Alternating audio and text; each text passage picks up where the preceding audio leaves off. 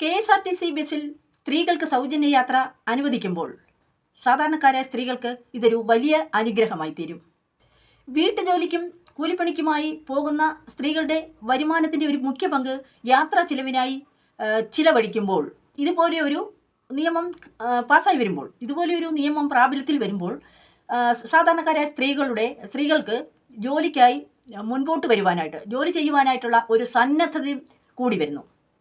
അങ്ങനെ നോക്കുമ്പോൾ സ്ത്രീകളുടെ തൊഴിൽ പങ്കാളിത്തം വർദ്ധിച്ചു വരുന്ന ഒരു കാര്യവും നമുക്ക് കാണാൻ സാധിക്കും. അതുപോലെ തന്നെ സ്ത്രീകൾ സ്വകാര്യ വാഹനത്തിൽ യാത്ര ചെയ്യുമ്പോൾ ഉണ്ടാകുന്നതിനേക്കാൾ സുരക്ഷിതമായി യാത്ര ചെയ്യാൻ സാധിക്കുന്നത് പൊതുഗതാഗത സംവിധാനത്തിലൂടെയാണ്. ഇതൊക്കെ കേൾക്കാൻ നമുക്ക് സുഖമുള്ള ഒരു ഏർപ്പാടാണെങ്കിലും KSRTCയുടെ ഇപ്പോഴത്തെ നിലവിലെ അവസ്ഥ പരിശോധിക്കുമ്പോൾ വലിയ സാമ്പത്തിക പ്രതിസന്ധിയിലൂടെയാണ് KSRTC കടന്നു പോകുന്നത് എന്നുള്ള കാര്യം നമുക്ക് മനസ്സിലാക്കാൻ സാധിക്കും. ഏകദേശം 12,000 കോടിക്കും 15,000 കോടിക്കും ഇടയിലാണ് KSRTCയുടെ ഇപ്പോഴത്തെ കടബാധ്യത എന്നാണ് കണക്കുകൾ സൂചിപ്പിക്കുന്നത്. ഇപ്പോൾ തന്നെ ജീവനക്കാർക്ക് എല്ലാ മാസവും കൃത്യമായി ശമ്പളവും പെൻഷനും കൊടുക്കുവാനായിട്ട് സർക്കാർ മറ്റ് സഹായങ്ങൾ തേടുന്ന ഒരു അവസ്ഥയിലൂടെയാണ് KSRTC ഇപ്പോൾ കടന്നുപോയിക്കൊണ്ടിരിക്കുന്നത്. ഇത്തരത്തിലുള്ള സൗജന്യങ്ങൾ നൽകുന്നത് കൂടുതൽ കടബാധ്യതയിലേക്ക് നയിക്കപ്പെടുമോ എന്നുള്ള ഒരു ആശങ്കയും ഈ അവസരത്തിൽ നമ്മൾ പരിശോധിക്കേണ്ടതായിട്ടുണ്ട്. മറ്റൊരു കാര്യം എടുത്തു പറയാനുള്ളത്, അത്യാവശ്യ യാത്രകളല്ലാതെ ദുരുപയോഗം ചെയ്യാനുള്ള സാധ്യതയും തള്ളിക്കളയാനാവില്ല. വിനോദയാത്രകൾ പോലുള്ള യാത്രകൾ ഏറി വരാനുള്ള സാധ്യതയും നമ്മൾ കാണുന്നു.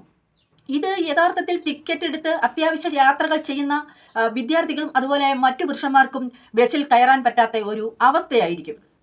ആവശ്യത്തിന് ബസ്സില്ല എന്നുള്ള ഒരു കാര്യവും നമ്മൾ പരിശോധിക്കേണ്ടതാണ്.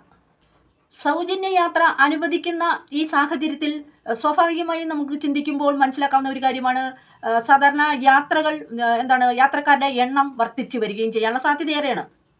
ഇത്തരത്തിൽ നാം ചിന്തിക്കുമ്പോൾ KSRTC നിരത്തിലിറക്കാൻ സാധിക്കുമോ, സാധിച്ചെങ്കിൽ അത് എത്ര നാൾ നിലനിൽക്കും എന്നുള്ളതും ഒരു ചർച്ചാ വിഷയം തന്നെയാണ്.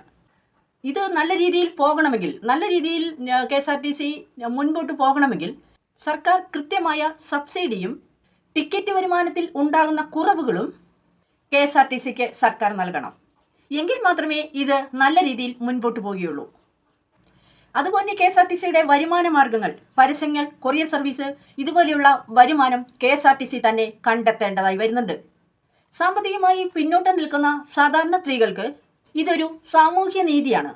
എന്നാൽ KSRTCയുടെ ദയനീയ അവസ്ഥ പരിശോധിക്കുമ്പോൾ കൃത്യമായ പ്ലാനിങ്ങും സർക്കാർ ഫണ്ടും ഇല്ലാതെ ഇത് നടപ്പിലാക്കാൻ കഴിയില്ല. ഇത് നടപ്പിലാക്കിയാൽ ഇത് സ്ഥാപനത്തിൻ്റെ ആയുസ് കുറയ്ക്കാൻ മാത്രമേ ഉപകരിക്കുകയുള്ളൂ. ചുരുക്കത്തിൽ സ്ത്രീകളുടെ യാത്ര സുഗമമാകുന്നതിനോടൊപ്പം തന്നെ KSRTCയുടെ പ്രസ്ഥാനവും സംരക്ഷിക്കപ്പെടേണ്ടതുണ്ട്.